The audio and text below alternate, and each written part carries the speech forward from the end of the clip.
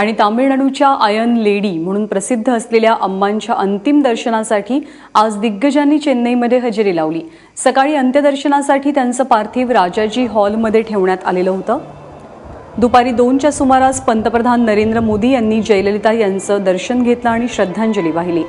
जयललिता यांच्या निकटवर्ती असलेल्या शशिकला आणि त्यांच्या कुटुंबाचं त्यांनी सांत्वन केलं।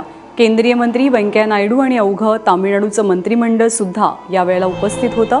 दरम्यान दुपारी 4च्या सुमारास राहुल गांधीही चेन्नईत पोहोचले। त्यांनीही जयललिता यांच्या पार्थिवाचं दर्शन घेत श्रद्धांजली वाहिली आणि त्यानंतर राष्ट्रपती प्रणव मुखर्जी सुद्धा चेन्नईत दाखल झाले आणि त्यांनीही जयललिता यांना आदरांजली वाहिली। यावेळी अम्मा अमर रहेच्या घोषणांनी आसमंत निनादून गेला होता।